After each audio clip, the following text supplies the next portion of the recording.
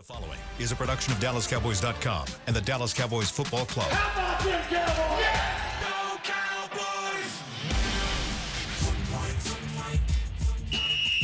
Let's go, baby! Are you ready for a break? Yes. Are you ready for a break? Absolutely. Ready for a break? Yeah, and so much for that. It's time for The Break on DallasCowboys.com. We were on the break! With Ambar Garcia, Bryan Broaddus, Nick Harris, and Derek Eagleton. It is Monday, November 11th, 2024, Season 20, Episode number 65. Welcome to the latest edition of The Break, live from the SWBC Mortgage Studios at the Star. We're presented by LG. LG is the world's #1 OLED TV brand for 11 years and counting. See why at lg.com/OLED Evo. Welcome to the show. Nick is not joining us today. That was a close kick. Yeah, both of them. Like he had I didn't two like see that. I didn't see the end of He had two that. exactly. We're talking about the Detroit game last night. He had two kicks exactly like that. Like both just kind of skirted right inside the upright. And that game was a good game, though. That was a really, really good game. And I just kept thinking, ooh, the Houston team will be here next weekend. Ooh, that's a good team right there. Both these teams are, I think, created in that same image of just tough. They'll battle you. They play physical. Sure. Like it's going to be an interesting game, but we'll get to all that. We've got plenty of time to talk about that this week as we get ready for that. Actually, have an extra day. Yeah, we do because it's a Monday night game. So, but today it is our job to break down what we saw yesterday. Cowboys go down to the Eagles 34-6. A game that there's been a lot of games this year where, in my opinion, the score didn't really reflect what you saw on the field, and to me, yesterday was a similar thing, but for different reasons. Because what I saw from the defense in the first half, to me, isn't reflected in the score. I thought the defense played a pretty good game, but Philly put up 34 points. A lot of that came on turnovers by the offense, but they put up 34 points. What would be the storyline of the game for you guys?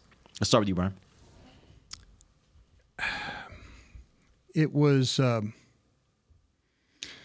I think that they found something with Overshown as a rusher. I know we talked about it here, and I'm going to try 34-6 shellacking.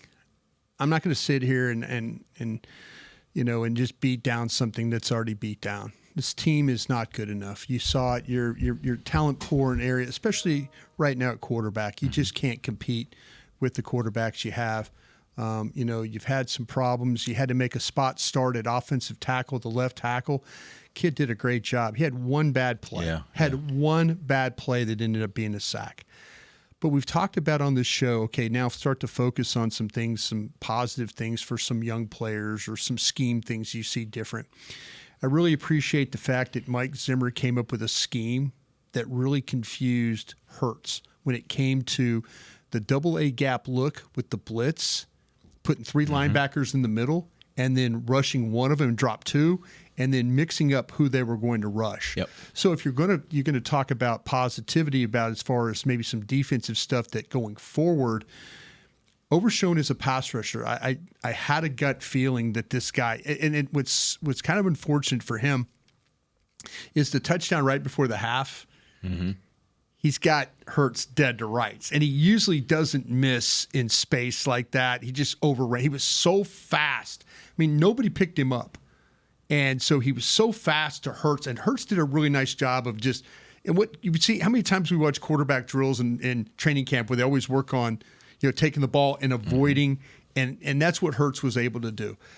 But I'm looking at this – I'm looking at him as such a positive light on something that's been so wrong all year, And I'm looking at Awesome Richards getting a start at left tackle when, how much reps did he really get? Maybe he got a lot of reps because of the neck problem, the neck shoulder problem with Guyton. But he went out there and played a whale of a game. I mean, Mozzie Smith actually had 3 really good snaps where he looked like an NFL defensive tackle. He's like extending, gets rid of Cam Jurgen, just throws him like basically on the ground, stops it up, makes a play or two. Those are the things I'm looking for now because I know this team's not good enough. I just know they're not good enough. And the storyline is always going to be, especially this year, the margin of error is so small. You just can't, have anything. They can't, nothing comes easy, but the margin of error is really small. I mean, your kid out there at left corner, the double move is killing him now. He's now fighting that, where they've realized that, okay, you can't throw it at Diggs because Diggs makes a damn good play. Yep. They got exactly what they wanted on the route. I mean, it's going to be a touchdown. Diggs is just like, nah, you're not. It's very similar to what Branch did to Dak in the Detroit game. It's like, wait a minute, your eyes aren't looking at that flat. It's looking inside. Hurts did the same thing, and Diggs made a hell of a play. So, those are the things you just kind of look at as a positive aspect from the team. Yeah, it does us no good right now this team is what it is. You just now have to figure out what are the pieces going forward with a lot of time left. I mean, there are a lot of games. I just don't feel they're going to do very good. But at least I'm going to now take the approach of like, okay, it is what it is. You don't have your quarterback. Find me the players that are going to be part of this future and see how they play the remainder of this season. Yeah. Well, yesterday for me marked the end of my grieving period of like, okay, now I'm in acceptance and this is what we have and this is what it is and that's it. Like yesterday, and I remember you posed a question whether we should start looking into the draft and all that last week, but I was curious to see if anything would change as far as the game plan for the offense and with you having a different quarterback. That did not change. You showed up with basically the same exact game plan and no adjustments, not any type of creativity. We've been talking about that word all throughout the season, but there was nothing different. Like, I haven't seen Mike McCarthy do anything different as far as a play caller. And when he has, like, for example, that package that he threw Trey Lance in for the first time, it was like, what? I'm like, what are we doing here? We'll get to that. It was interesting. We'll get to that. But it's just, okay, you've accepted this outcome and this, and now you go into game, as far as me, you go into game just relaxed and looking for those moments, those exciting moments that will occur. And it just goes to show, once again, despite of what some people think about Micah Parsons, he's still a very important key player to this defense. It is very clear when he's on the field versus when he's not on the field. It changes everything. And I think the way that they used DeMarvion Overshown was clearly a new light there. And with the combination of Micah Parsons, I think it makes me feel more excited into, like, hopefully Micah's future is here in Dallas, and maybe the combination of this two together is an exciting piece for this defense looking forward, but also it just goes to show how important having a pass rush is to your game. And this is something that the Cowboys defense has been lacking all year long, and it just changes everything. It's unfortunate that your defense did basically all they could do for you, but yet once again you cannot get into the end zone, you cannot score touchdowns. The offense is just unable to generate any kinds of points other than those 2 field goals by Brandon Aubrey. But there's only so much you can ask a defense when your offense is playing the way that it is, and they are going to get tired. They did everything they could in the first half, so the second half, I mean, I'm not even mad about it. They got to stop coming out of half. Yeah. They went 3 and out coming out of half, and you're thinking like, okay, maybe you could find a way to get something going. I think your assessment is absolutely right. The interesting thing is, if you look at the defense, there really was only 1 point of consistent failure, in my opinion. Right and that before was, half. That was the corner. I'm just saying, position-wise, that was the cornerback position. Right. They kept going to the same spot because they knew that's where they could go. Yeah. But when you talk about the running game, which we talked about last week, they didn't really have the kind of day on the ground that you would have thought they were going to have. Yeah. Right? The quarterback killed you more. And I asked that question last week. Remember, I said, which one do you worry more about in the rushing game? But I think that it was clear that they had a good game plan for how to bottle up Saquon Barkley. They generally have. Yeah, Barkley didn't have a great day against them. No. But it was really more about that cornerback position, and that's where I look at this defense, and I'm like, for me, the defense this year is all about injuries. The story of what we've seen is all about injuries. You give them both their cornerbacks, you give them their defensive ends, you give them the linebackers and what they could have figured out with Overshown. Yeah. I think this defense plays a much different season, and I think they're okay. The baffling thing for me was what we saw yesterday with the offense and what we've really seen all season with the offense, which is a huge letdown from the standpoint of what they were last year to what they are this year. Cooper Rush looked like a guy that never started an NFL game yesterday. Yeah. You know, and that's unfortunate. Were you shocked by that?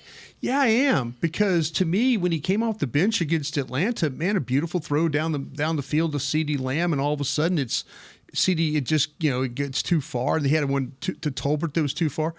I didn't understand. To me, that looked like a guy that was very nervous about, and maybe he was nervous. Maybe you've talked about the offensive line all year about its the ability to protect, and maybe he was worried about Awesome Richards over there, and maybe it's like, get the ball out, but there were a couple of times where that he didn't get the ball out, and a veteran quarterback dropping a snap, a simple shotgun snap, they've got the play blocked. When you go back and watch it, they got the play blocked. It's going to be a toss going to the right. Yeah. They got the thing blocked. He just catch the ball and hand it to or flip it to Dowdle. That's going to be a positive play. Right. But yeah, to me, you look at the interception that they had, the interception that Lance threw. I mean, he's got no business throwing that ball, because to me, it's one of those things.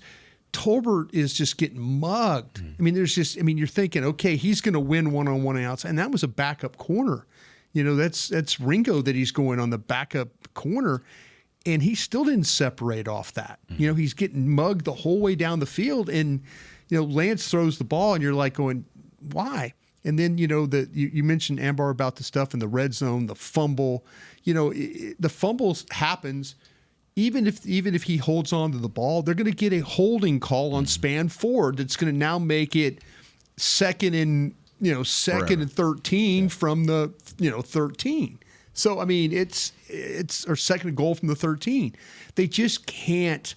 They can't stay out of their own way. I mean, they can't. They just can't. It's just hard for them to do anything with any. I mean, they have like one drive a game where they look like an NFL offense, and then the rest of the time it's just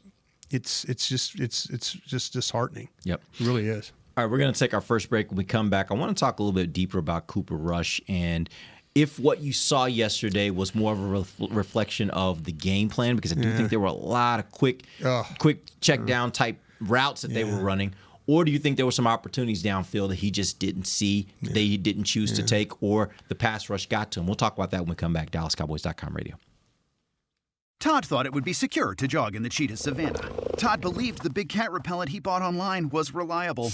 And now, Todd is trying to be faster than this cheetah that can run 80 miles per hour. But the good news is, Todd has AT&T 5G that is fast, reliable, and secure.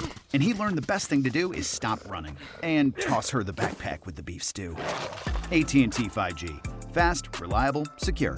5G requires compatible plan and device. 5G may not be available in your area. See att.com/5G for you for details. It's the official men's skincare brand of the Dallas Cowboys, Jack Black. And right now, Cowboys fans can get 15% off their $75 order. Plus, because every deal needs a playmaker, your order will include a free 5-piece skincare set and free shipping. The Jack Black Playmaker is 4 of Jack's favorites and a full-sized intense therapy lip balm. Make a play for the playmaker at getjackblack.com/Cowboys with the code CowboysVIP. That's getjackblack.com/Cowboys with the code CowboysVIP. Don't put off getting your oil changed, Dallas. Take 5 Oil Change, a proud partner of the Cowboys, is faster than you think. They're so fast, you don't even have to get out of your car. You can take advantage of Take 5's stay-in-your-car 10-minute oil change at any of their locations across the Dallas area. And remember, at Take 5, you stay in your car because they're faster than you think. That means you won't even have time to show off your best touchdown celebration. Take 5, the official oil change of the Dallas Cowboys.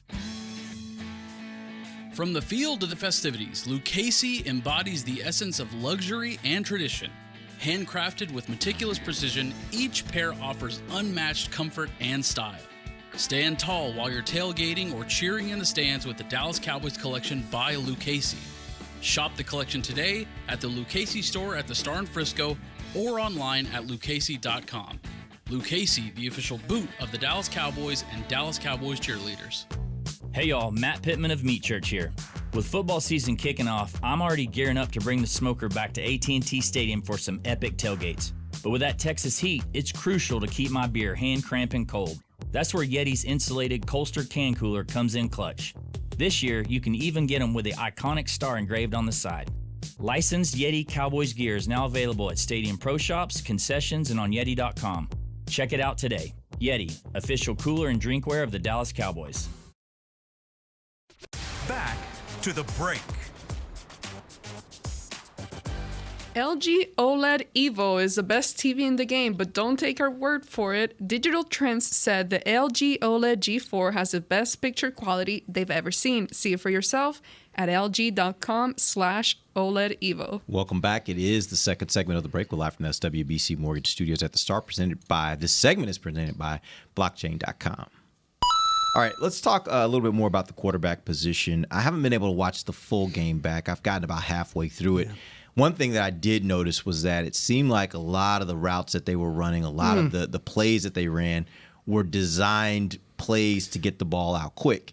Is that what you've seen as well? Yeah. And do you think this was a situation where that was the game plan? Because maybe it's because of Austin Richards and they were a little afraid. Maybe it's because of the whole offensive line, because the offensive line hasn't been great all year. That's a good point. Or is it a situation where there were opportunities downfield and Cooper just missed them?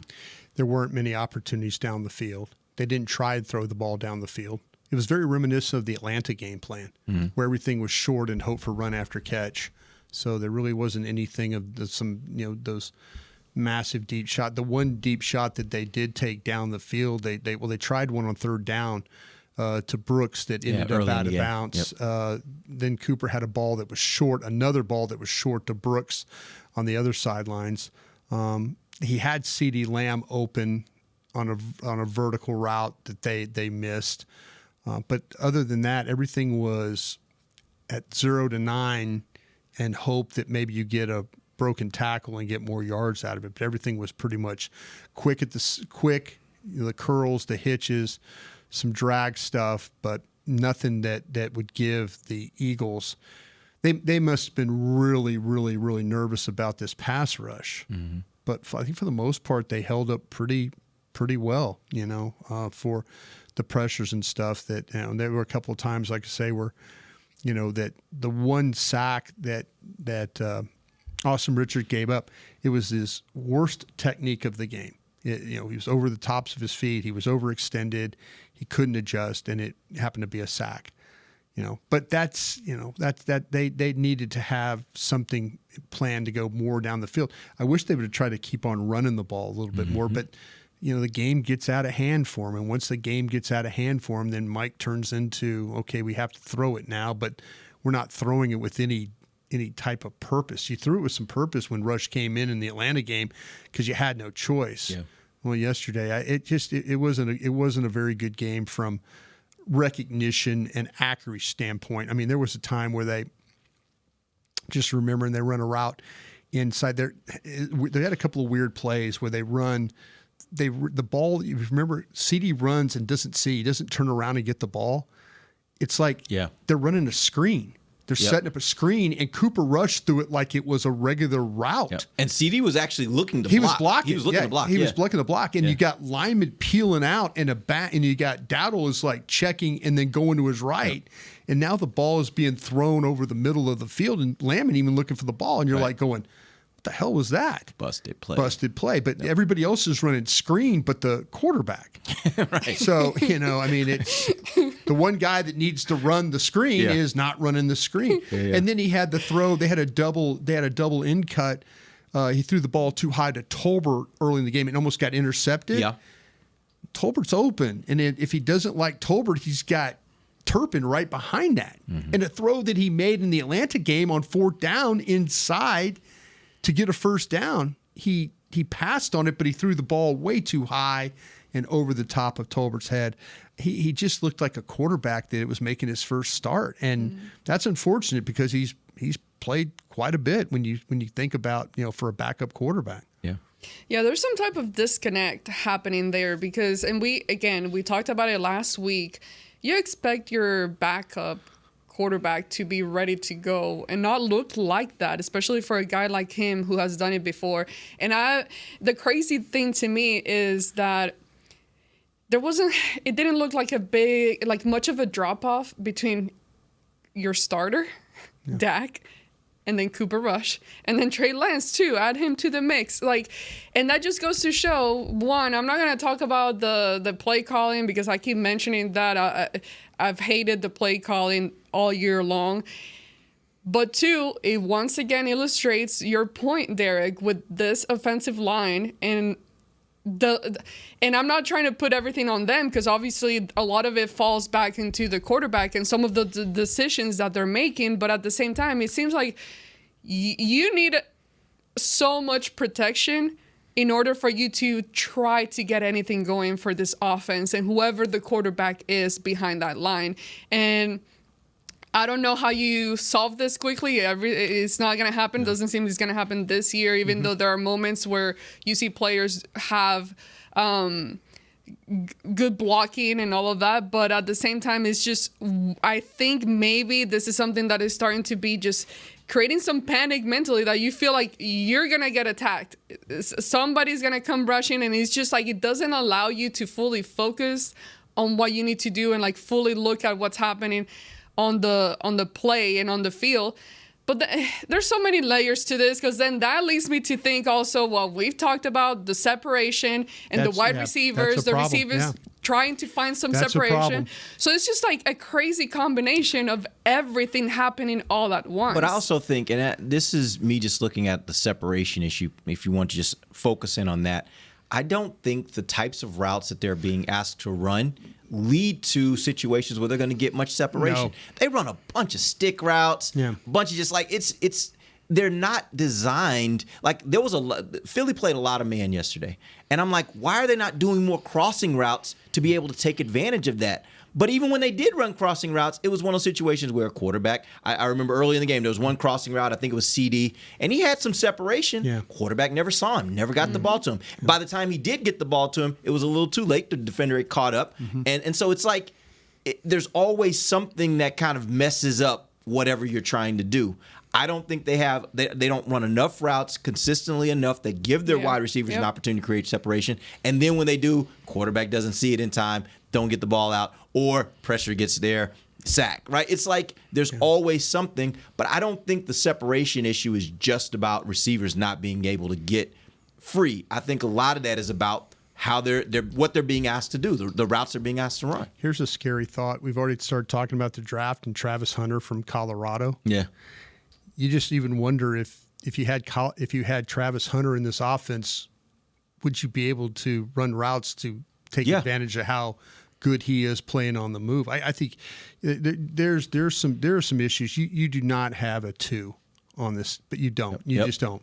And when you look at it though, they need somebody that's really more explosive than what they've got. The thought of maybe, it's Cooks, it's Tolbert, it's Brooks, it's really just Lamb. They might have to completely relook at this wide receiver room, but they might look at it and they might not be able to completely turn it over, but it might turn into maybe a different, and we'll see. We'll see what happens at the end of the year, because somebody might come in here and have an idea of like, okay, this is how I would use Tolbert, or this is how I'd use Turpin, or this is how I would use Lamb. You're right. The stick routes, the hitches, the curls. There's nothing that gets these guys on the move. Where like I said, the one that passed that they got guys on the move. The pass he overthrew the middle of the field to Tolbert, they had him and Turpin both breaking inside, and both were open. So all of a sudden you get separation, you get what you want, but you can't complete the pass. That's sometimes the issue here, that you actually get something you want, but then something else happens to keep the play from being. We've talked about in some of these screen passes. Like if they could just complete the screen, it's going to be a huge game. But no, they don't get the block they need. Or the back sets inside instead of setting outside. It's a lot of things with this team. Another play where I think route running and recognition got someone open, and then the play just fell apart, was the play that everybody's talking about with the light that got into. If you notice, if you watch Ferguson, Ferguson actually ran a really good route there because he was going out. He was double covered. Yeah. He quickly shot back inside. That's why he was where he was supposed to be. I don't think it was designed like that. Well, yeah. I think he went back to an open space, and he probably could have caught that ball, I think. But he was back into an open space. If the quarterback throws him and hits him with that pass, that's a touchdown. It's an easy, and it was a great route. Recognizing he has double cover, you keep going outside, you have double coverage, shoot back into the inside, and that's what he did, and it just ends up falling apart. It's funny because he was double covered, and I think that Rush wanted to go to him initially, and he got caught. He saw the flash of CD. Yep. CD went from shadows into a little bit of sun to being on the sun. Yeah. To being on the sun. Yep. Or the light. Yep. Light. I'm sorry, just the light. Yeah. But so if the throw off the jump is CD in the before he gets to the light, it's a touchdown. It's a touchdown, right? Because now he's in between. I don't know where I'm throwing. And I think Cooper got caught in between. Yeah. Do I throw it to Ferguson because of the double coverage, or whoa, wait a minute? Yeah. And now he's kind of like doing one of those, and Lamb is kind of like, honestly, it was tough. It was tough down there. Yeah. It really was. Yeah. It's just, this feels like one of those things that you start pointing at one thing, but then that thing leads you to another thought, and it's just another thought, and then you just keep going in this same vicious circle that you just start going crazy. Like, there's no easy, quick solution here, and it's just not one piece or anything. There's so many different components, and like you said, that's a clear example, and we've seen in other ones that when they, or also, we talked about this on the break, I think, on the actual break in between commercials. Oh, yeah. Let's see. We're on the break. We are on the break. But this whole thing, like when they do have something that's kind of working for them, they stop. And it's just like, it just doesn't make any sense. Philadelphia was having some problems during the year of defending the draw. And then the 19-yard run you had was a draw play because they're so conscious of getting up the field. And then you get blockers in place, and then, you got a tough runner, and, they're able to gain yards. But there were some opportunities. It gets away from you, and like I say, that affects the play caller. All right, we're going to take our final break. We'll come back. I got to ask you guys about what happened with the package for Trey Lance. We'll talk about that when we come back. And before we end the show, we got to spend a little time on DeMarvion Overshown. Yeah. That man just had a day yesterday, especially in the first half. We'll talk about that when we come back. DallasCowboys.com radio. If you can't be at the stadium, there's no better way to watch your Cowboys than on an LG OLED Evo TV. That's because everything you see is more lifelike. Every play, every hit. I mean, you might as well be on the sidelines. That's how clear it is. It's all thanks to LG's legendary technology. Perfect black, over 8.3 million self-lit pixels. No one comes close. LG OLED Evo is the best TV in the game for a reason. See for yourself at lg.com/OLED Evo. They say champions are remembered, but legends are never forgotten. United Ag and Turf offers a winning lineup of John Deere equipment built to tackle any challenge on and off the field. Legendary John Deere tractors, combines, residential mowers, commercial mowers, compact construction equipment, Gator utility vehicles, and a full line of golf and sports turf equipment. United Ag and Turf, the official Ag and Turf equipment supplier of the Dallas Cowboys. Visit UnitedAgAndTurf.com to find a location near you. If you shout, "How about them Cowboys?" you have that undeniable passion that's the heart of Cowboys Nation. And if you like to drink Dr. Pepper, you love the unique blend of its 23 flavors. Together, your one-of-a-kind fandom paired with the one-of-a-kind taste of a delicious ice-cold Dr. Pepper is the game day lineup that can't be beat. Better yet, gather your Cowboys and Dr. Pepper fan friends to watch the next game and crack open a delicious ice-cold Dr. Pepper for everyone. The wins will be even tastier. It's a Pepper thing. And we're going to overtime. Erica, how much have I spent on concessions? For questions about their money, Dallas Cowboys fans can turn to Erica, the virtual financial assistant in the Bank of America mobile banking app. Learn more at bankofamerica.com/Erica by your side. Bank of America, official bank of the Dallas Cowboys. Erica responses may vary. Digital tools featured require downloading the mobile banking app and may only be available on select mobile devices. Erica is a mobile feature only available in the English language. Your chat may be recorded and monitored for quality assurance. Message and data rates and additional terms may apply. Bank of America, N.A., member FDIC. Todd thought it would be secure to jog in the cheetah savanna. Todd believed the big cat repellent he bought online was reliable. And now, Todd is trying to be faster than this cheetah that can run 80 miles per hour. But the good news is, Todd has AT&T 5G that is fast, reliable, and secure. And he learned the best thing to do is stop running and toss her the backpack with the beef stew. AT&T 5G. Fast, reliable, secure. 5G requires compatible plan and device. 5G may not be available in your area. See att.com/5G for you for details. Back to the break.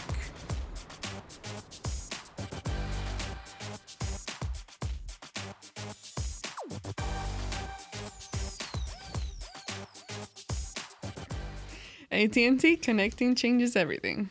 Welcome back. Final segment of the break, live from the SWBC Mortgage Studios at the Star. Let's talk about Trey Lance yesterday. When he got into the game, he was 4 of 6, 67% completion rate. Only 21 yards passing, 1 interception, 32.6 rating. He gambled. He did. He gambled that his guy was going to get there, and this guy just could not get there. But he did have 3 carries for 17 yards. There we go. My question was more... No, that's what it needs to be. Yeah, exactly. But my question was more, why was the timing weird for everybody else when they decided to get him in? Because we've been talking all week about the possibility of a package. Yeah. My thought is it's a critical down. My thought is you're in the red zone. My thought is like there are moments in the game where it makes sense to trick it up a little bit. Starting a series, bringing him in for 2 plays where one of them he runs, which, okay, great, and the other one he hands the ball off, felt a little weird to me. Yeah. What did you guys think? You got anything, Ambar? Just random. That just okay.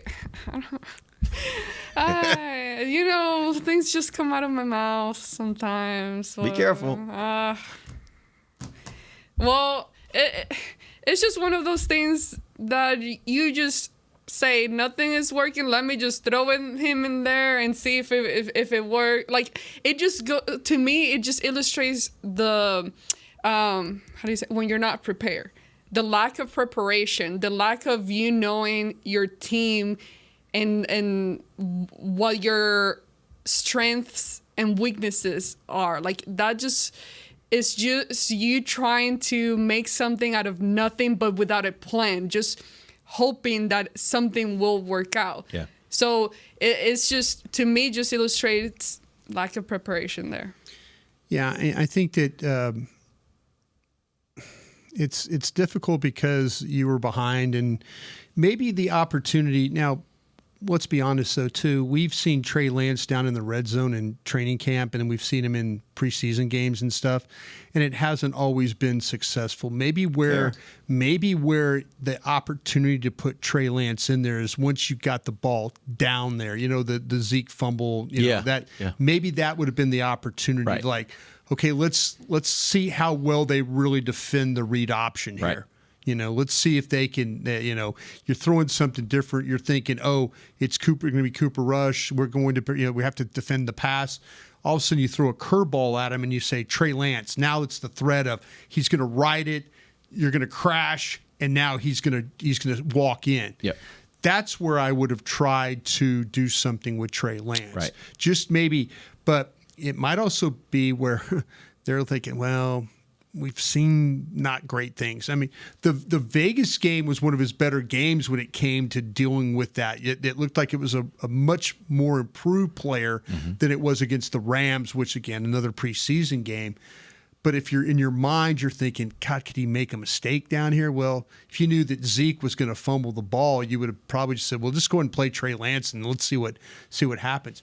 I think you have to kind of find ways or a way to have used him in certain situations where it made it like, okay, let's put the threat of it's a 3rd and 2, or it's you never really got in these situations. It seemed like there were a lot of long yardage situations yesterday. So I would have kind of just tried to find spots where it made sense to maybe make the Eagles have to defend the run and the pass. Right. And instead of just putting him in. But to me now, I'm interested in playing him the rest of the way, and I'm interested in playing him the rest of the way and then trying to run a college offense. Yeah. Make people have to prepare for the read option. Make people have to, to do some things, with his running him. That design run he had, direct snap, drop back, direct snap, drop back, boom, 11 yards. All right, here we go. That's design runs. Those are good plays. I think those are what we need to see going forward. With Cooper Rush, I just the upside of it there, I don't see it. I would rather give me more options, more elements to maybe moving the football, and that's why I think I would play Trey Lance. Also, it's because I feel like we know what Cooper Rush is. Yeah, we've seen him. That I didn't recognize that guy yesterday though. But again, I think some of it attributes to the offense in general being so different than what he had then, and that's true. That was very different from that year when he was being the backup during Dak's injury. But with Trey Lance, there's that whole unknown yet that we still have quite a few question marks around him, and hoping to see maybe at some point it starts clicking, because he does have an arm. Like he can throw some really good passes, but it's just so inconsistent. Yeah. And then you add into the mix his ability to run. That's another thing that I thought there was a lack of usage yesterday, what I would have liked to see more intention behind it. Yeah, the way to maybe beat Philadelphia yesterday was running the football. Mm-hmm. And if you could have done it with Trey Lance and then done it with Rico Dowdle, and maybe you've done it with some jet sweeps with Turpin or whoever else, that might have been the way. Maybe it's not a 34-6 game. Maybe it's a 21-16 game or 24-16. It's not a, something that looks, because the 3 and outs just kept killing the defense. Yeah. Every time that they went 3 and out, here's McCarthy. They get the interception with Diggs and they go 3 and out. And you're just like, you just put your defense back out there after making a great stop. You don't even give them time to get a cup of Gatorade and catch their breath. You put them right back out there again. And that's the unfortunate thing about it is they needed balance. And because we interviewed Tracy Wolfson from CBS before the game, and she talks to the coaches and stuff, and that's the one thing they're saying, hey, we have to have some balance. These losses, they just have no balance. Yeah. And let's be honest too. Like, I think the probably because the team has played so poorly. Yeah. I think one of the major things about yesterday that really hasn't been talked about, but to me is probably the biggest thing and why they lost, is 5 turnovers. Yeah. Like, unless you're the McCarthy Lions, said that. Yeah. Yeah. Unless you're the Lions from last night when that had figured out a way to get a win on the road. Like, you have 5 turnovers in a game and you lose the turnover battle 5-1. Yeah. Like, the likelihood of you winning, unless you're just a really, really good team, which Dallas has not proven to be this year. Like, that's the story of the game. I mean, that defense just got put into too many bad situations for them to continue to hold, and they were playing really well. But when you're getting the ball, when the other team is getting the ball on your 20, like, it's just like, come on. There's not much you can do at that point. And that's the upsetting part. When you see your own defense finally doing something, getting the ball back for you, and you're still unable to do anything. I mean, that's exhausting. Well, I can only imagine how they felt. After that interception that they got, they just get them 2 first downs. Yeah. Kill about 5 minutes off the clock, 6 minutes off the clock if you can, and give the defense a chance to regroup. I will say this, defensively, Mike Zimmer did some things yesterday that I said early in the opening, that I liked with the blitz packages, and I liked with him getting Overshown involved in the thing. So going forward, that to me is a positive thing. Offensively, I can't really think of anything other than the fact that Awesome Richards probably on a spot start played really, really well for you at left tackle. Speaking of Overshown, obviously he had a really great game. Yeah. That we don't know what the injury is. It sounds like it's not that serious. After the game in the post, he sounded like he was ready to be ready to play. And he did come back in the game. He said, I think it sounded more like a precautionary thing to kind of just pull him for the fourth quarter, because at that point they're like, it's not going to change anything. But just looking at him and how they use him, like, what are your thoughts about him for the rest of the year, knowing that, like, how do you feel about a player like him who's relatively young? He's a rookie. Playing really well. Yeah. But you also, like, you're putting him out there in games where, you're using him and using him in a lot of different ways. Do you worry at all about his health going down the stretch? He plays 900 miles an hour. Matter of fact, there was a pass play that the one ball on a 3rd down that went to Barkley in the flat, and Kendricks was kind of hesitating.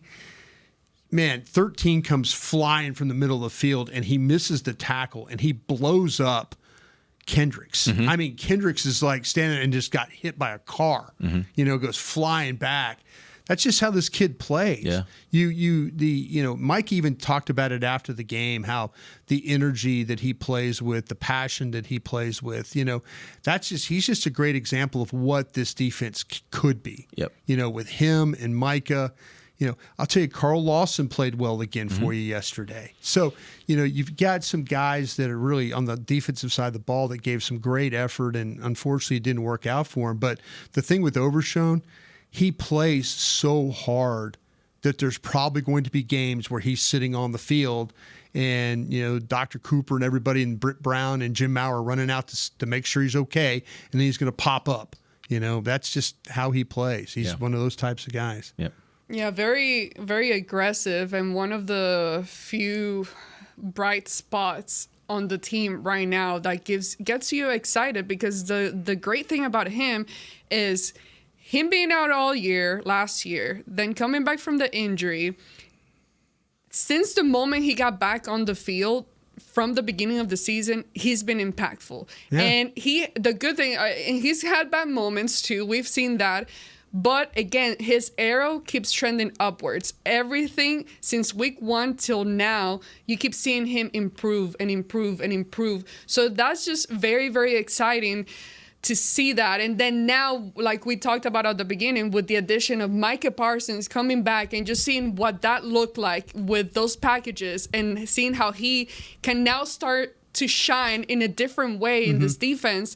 And create those pressures. It's amazing. And it does worry me. I mean, when he was down there, I was typing something and I asked you there, I'm like, wait, who's that? And you said Overshown. I'm like, oh my God. My heart stopped for a moment there. So it's one of those things that at this point, yes, you're worried completely because he's so aggressive in the way that he plays. And now, based on how the season is trending, it's most likely not going to happen this year. So you don't want to make him be out there, but then this is what they pay you for too. You're gonna have to play. They gotta go make stops if they can. You gotta get in there and keep playing. Yeah. So it's just you're just gonna have to hope. And by the way, Nick is not here today, but I did see someone.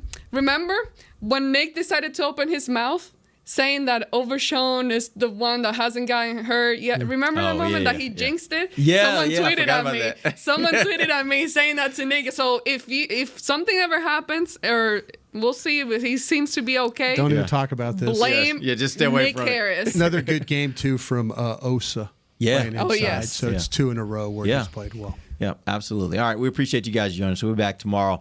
We'll get a bigger picture look, man. Talking about this NFC East, it's getting interesting. Thursday night, got a big NFC East matchup between the Commanders and the Eagles. I think that'll be for first place in the division. Yeah, Philly's a half game up right now. Yeah. Washington's not had their bye yet. Yep. All right, but we'll talk about a lot of stuff tomorrow. We'll have a lot of different topics. We'll hit some player evaluation. There are a couple players I want to talk about that came out of this game and how they performed in this game. We'll do that tomorrow. Till then, for Bryan Broaddus and Ambar Garcia, I'm Derek Eagleton. This has been The Break, live on DallasCowboys.com radio. This has been a production of DallasCowboys.com and the Dallas Cowboys Football Club. How about this, Cowboys?